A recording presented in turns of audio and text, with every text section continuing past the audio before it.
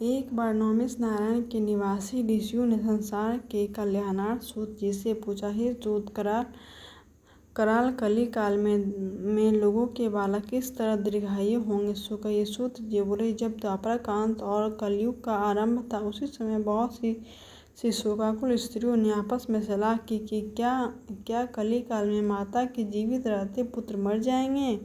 जब वे आपस में कुछ निर्णय नहीं कर सकी, तब गौतमी जी से पूछने के लिए आई। तब जब उनके पास पहुंची तो उस समय गौतमी जी आनंद के साथ बैठे थे। उनके सामने जाकर उन्होंने मस्तक झुकाकर प्रणाम किया।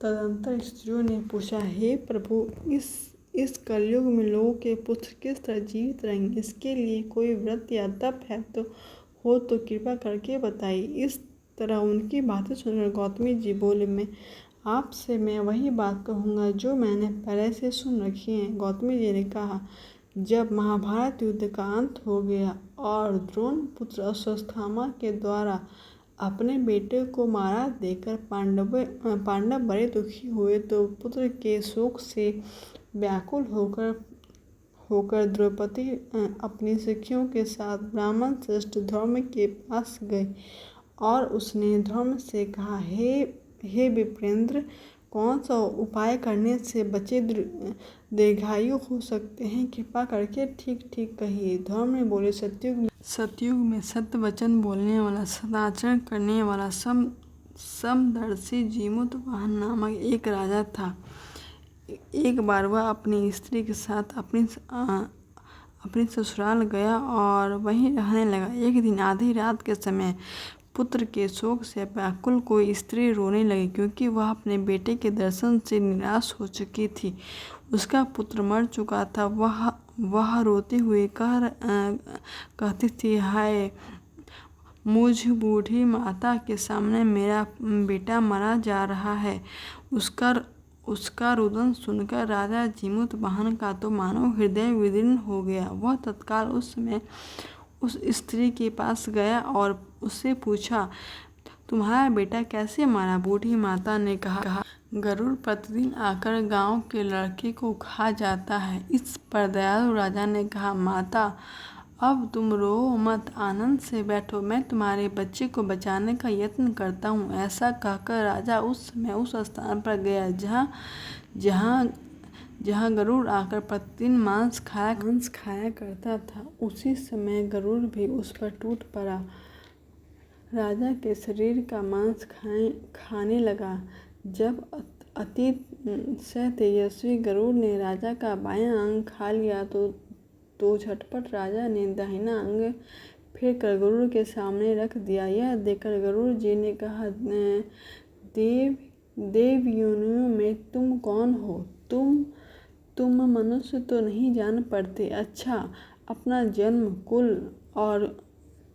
जन्म और कुल बताओ। पीड़ा से व्याकुल मन वाले राजा ने कहा, हे पक्षीराज, इस तरह के प्रश्न करना व्यर्थ है। तुम अपनी इच्छा भर मेरा मांस खाओ। यह सुनकर गरुड़ रुक गए और बड़े आदर से राजा के जन्म और कुल की बात पूछने लगा। राजा ने कहा, मेरी माता का नाम सैव्या है और मेरे पिता का नाम शिलावाहन है। सूर्यवंश में मेरा जन्म हुआ है। जीमूतवाहन मेरा नाम है। राजा की दयालुता को देखकर गरुड़ ने कहा, हे महाभाग, तुम्हारे मन में जो भी अभिलाषा है वह वर मांगो। राजा ने कहा, हे पक्षीराज, यदि तुम मुझे वर देना चाहते हो तो वर दीजिए। आपने अब तक जिन प्राणियों को खाया है वे सब जीवित हो जाएं। हे स्वामीमान, अब से आप यहाँ के बालकों को न खाएं।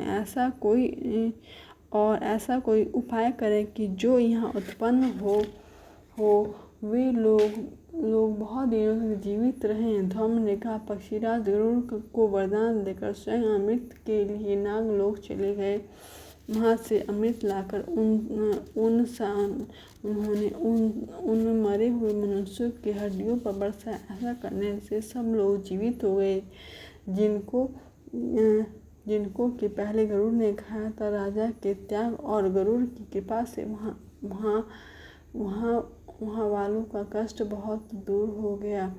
उस पर राजा के शरीर की शोभा दूनी हो गई थी। राजा की दयालुता को देखकर गरुड़ ने फिर से कहा, मैं संसार के कल्याणार्थ एक और वरदान दूंगा। आज आश्विन कृष्ण सप्तमी से रहित शुभ अष्टमी तिथि है। आज ही तुमने यहाँ की प्रजा को जीवन दान दिया है।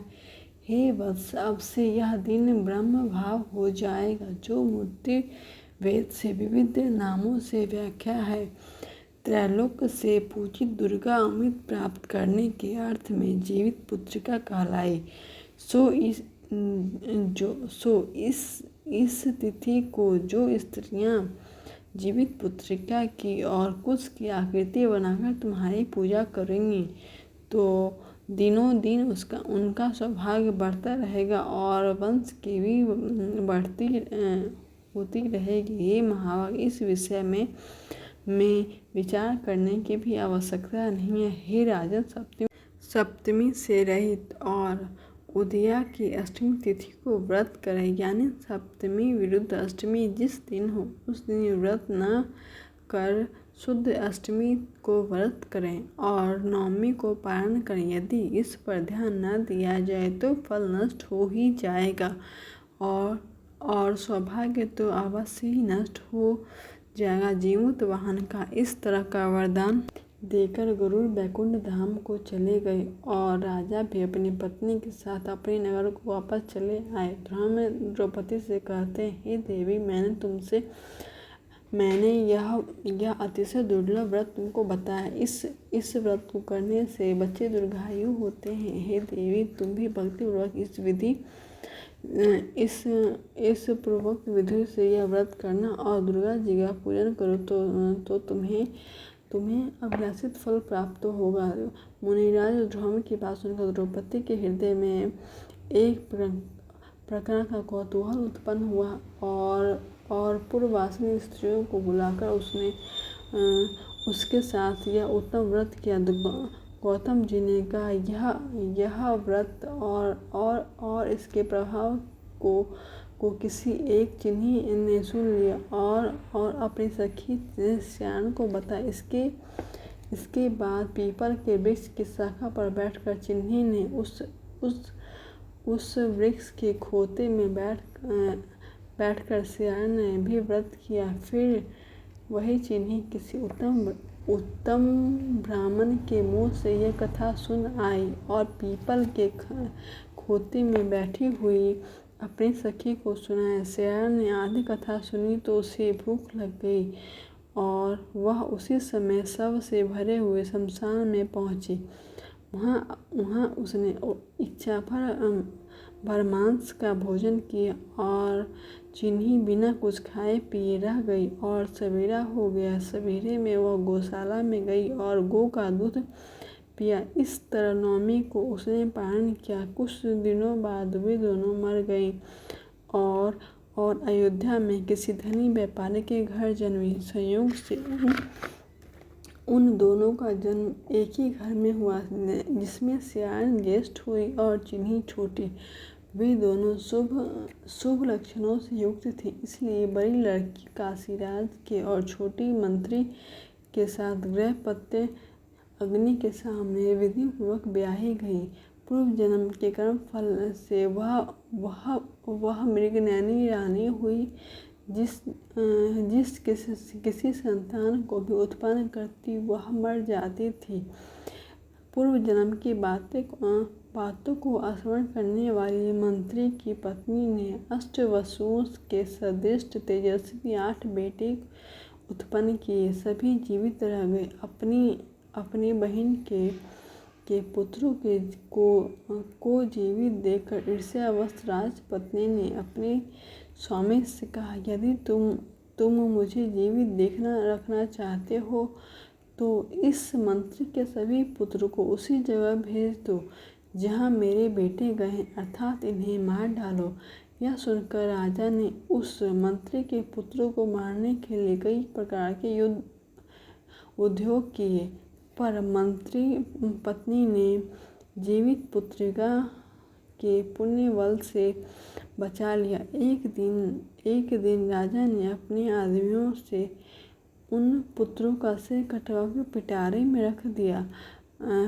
रखवाया और वह पिटारी उसकी माता के पास भेज दिया। किंतु वे 8 सिर बेशकीमती जवाहरात हो गए और भले चंगे 8 लड़के अपनी माता के पास चले गए। उनको जीवित देखकर राजपत्नी को बड़ा विस्मय हुआ। अंत में वह मंत्री की पत्नी के पास गई और उसने पूछा, बहन, तुमने कौन सा ऐसा पुण्य किया कि जिससे तुम्हारे बार मारे जाने पर भी तुम्हारे बेटे नहीं मरते? इस पर मंत्री पत्नी ने कहा, पूर्व जन्म में मैं चिन्ही थी और तुम श्यालन दोनों ने व्रत किया। तुमने व्रत के नियमों का भली भांति पालन नहीं किया था और मैंने किया था। इसी दोष से हे बहन, तुम्हारे बेटे नहीं जीते। ओ रानी, अब भी तुम उस जीवित पुत्र का व्रत करो और तुम्हारे बेटे दीर्घायु होंगे। मैं तुमसे सच कह रही हूँ। उसकी कथा अनुसार रानी ने व्रत किया, तभी से उसके कई सुंदर